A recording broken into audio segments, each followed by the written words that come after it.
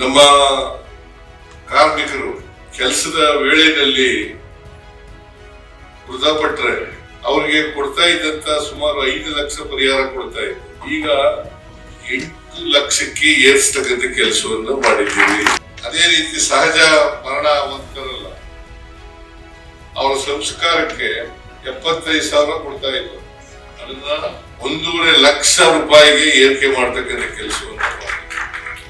So ಹೀಗೆ ರಾಹುಲ್ ಗಾಂಧಿ ಅವರು ಎಲ್ಲಿಗೆ ಕರೆದಿದ್ರು ನಮಗೆ ಕಿಗ್ ವರ್ಕರ್ಸ್ ಪರವಾಗಿ ಚರ್ಚೆ ಮಾಡ್ಲಿಕ್ಕೆ. ನನಗೆ ಸಂತೋಷ್ ಲಾಡ್ಗೆ, ಪ್ರಿಯಾಂಕ್ ಖರ್ಗೆ ಇವರು ಬಂದಿದ್ರು. ಚರ್ಚೆ ಮಾಡಿ ಅವ್ರಿಗೆ ಸಹಾಯ ಮಾಡ್ತಕ್ಕಂಥ ಕೆಲಸವನ್ನ ರಾಹುಲ್ ಗಾಂಧಿ ಅವರು ಮಾಡಿದ್ರು ಅಂತಕ್ಕಂಥದನ್ನ ಮರೀಲಿಕ್ಕೆ ಸಾಧ್ಯ ಆಗಲ್ಲ. ಅದಕ್ಕೆ ಕರ್ನಾಟಕ ರಾಜ್ಯ ಗೀಕ್ ಕಾರ್ಮಿಕರ ವಿಮಾ ಯೋಜನೆಯಡಿ ಒಟ್ಟು 30,256 ಗೀಕ್ ಕಾರ್ಮಿಕರನ್ನು ನೋಂದಾಯಿಸಲಾಗಿದ್ದು, ಈ ಯೋಜನೆಯಡಿ ಅಪಘಾತ ಮರಣ ಪ್ರಕರಣದಲ್ಲಿ 4 ಲಕ್ಷಗಳ ಪರಿಹಾರ ಕೊಡಲಿಕ್ಕೆ ತೀರ್ಮಾನ ಮಾಡಿದ್ದೀವಿ. ಈಗಾಗಲೇ 5 ಪ್ರಕರಣಗಳಲ್ಲಿ ಈ ತರ ಪರಿಹಾರವನ್ನ ಕೊಟ್ಟಿದ್ದೇವೆ ಅಂತಕ್ಕಂಥ ಮಾತುಗಳನ್ನ ಹೇಳಲಿಕ್ಕೆ ಬಯಸ್ತಾ ಇದ್ದೇನೆ. ಸೊ ಅದರಿಂದ ನಮ್ಮ ಸರ್ಕಾರ ಇದೆಯಲ್ಲ ಕಾರ್ಮಿಕ ಪರವಾಗಿರೋದು, ಕಾರ್ಮಿಕರ ಮಕ್ಕಳಿಗೆ ವಸತಿ ಶಾಲೆಗಳನ್ನ ತೆಗಿತಕ್ಕಂಥ ಕೆಲಸವನ್ನು ಮಾಡೋದು. 104 ವಸತಿ ಶಾಲೆಗಳನ್ನ ತೆಗೆದಿದ್ದೇವೆ. ಈ ಶ್ರಮಿಕ ವರ್ಗ ಇದೆಯಲ್ಲ ಇವ್ರ ಮಕ್ಕಳುಗಳು ಕೂಡ ಉತ್ತಮವಾದಂತ ಶಿಕ್ಷಣವನ್ನ ಪಡ್ಕೊಳ್ಬೇಕು ಅಂತಕ್ಕಂಥ ಉದ್ದೇಶದಿಂದ 2026-27ಕ್ಕೆ ನಾವು ಈ ವಸತಿ ಶಾಲೆಗಳನ್ನ 104 ವಸತಿ ಶಾಲೆಗಳನ್ನ ತೆಗಿತಕ್ಕಂಥ ಕೆಲಸವನ್ನ ಮಾಡಿದ್ದೇವೆ. ಕಳೆದ ವರ್ಷ ಮತ್ತೆ ಈ ವರ್ಷ 2 ವರ್ಷ ಕೂಡ ವಸತಿ ಶಾಲೆಗಳನ್ನ ಮಾಡ್ತಾ ಇದ್ದೇವೆ.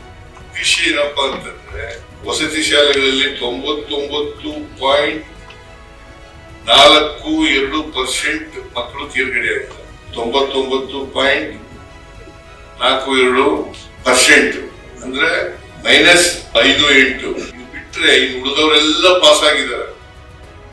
ಈ ವಸತಿ ಶಾಲೆಗಳನ್ನ ಯಾಕೆ ಮಾಡ್ತಾ ಇದ್ದೀವಿ ಅಂತಂದ್ರೆ ಕಾರ್ಮಿಕರ ಮಕ್ಕಳು ಕೂಡ ಬುದ್ಧಿವಂತರಾಗಬೇಕು, ಹೆಚ್ಚು ಜನ ಪಾಸ್ ಆಗ್ಬೇಕು, ಅವರು ಕೂಡ ಡಾಕ್ಟರ್ಗಳಾಗಬೇಕು, ಇಂಜಿನಿಯರ್ಗಳಾಗಬೇಕು, ಪ್ರೊಫೆಸರ್ಗಳಾಗಬೇಕು, ಸೈಂಟಿಸ್ಟ್ಗಳಾಗಬೇಕು ಅಂತಕ್ಕಂಥ ಉದ್ದೇಶದಿಂದ ಈ ತರ ವಸತಿ ಶಾಲೆಗಳನ್ನ ತೆರೆತಕ್ಕಂಥ ಕೆಲಸವನ್ನ ಮಾಡಿದ್ದೀವಿ.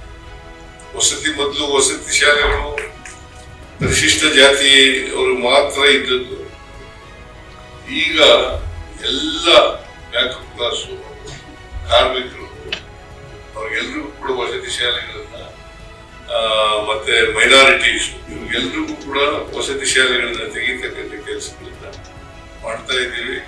ಒಟ್ಟಾರೆಯಾಗಿ ನಮ್ಮ ಸರ್ಕಾರ ಕಾರ್ಮಿಕರ ಪರವಾಗಿದೆ. ಬಾಬಾ ಸಾಹೇಬ್ ಅಂಬೇಡ್ಕರ್ ಅವರು ಕಾರ್ಮಿಕ ಸಚಿವರಾಗಿದ್ರು. ಮತ್ತೆ ಅವ್ರ ಕಾಲದಲ್ಲಿ ಅನೇಕ ಕಾನೂನುಗಳನ್ನ ಮಾಡಿದ್ರು. ಆ ಕಾನೂನುಗಳ ರೀತಿಯ ಅವೆಲ್ಲವೂ ಕೂಡ ಕಾರ್ಮಿಕರ ಹಿತ ಕಾಯತಕ್ಕಂಥ ಕೆಲಸವನ್ನ ಮಾಡ್ತಕ್ಕಂಥ ಕಾನೂನುಗಳನ್ನು ಮಾಡಿದ್ರು ಅಂತಕ್ಕಂಥದ್ದನ್ನ ಈ ಸಂದರ್ಭದಲ್ಲಿ ಸ್ಮರಿಸಿಕೊಳ್ಳಲಿಕ್ಕೆ ಬಯಸ್ತೇನೆ. ಕಾರ್ಮಿಕರ ಜೊತೆ ನಾವಿದ್ದೇವೆ,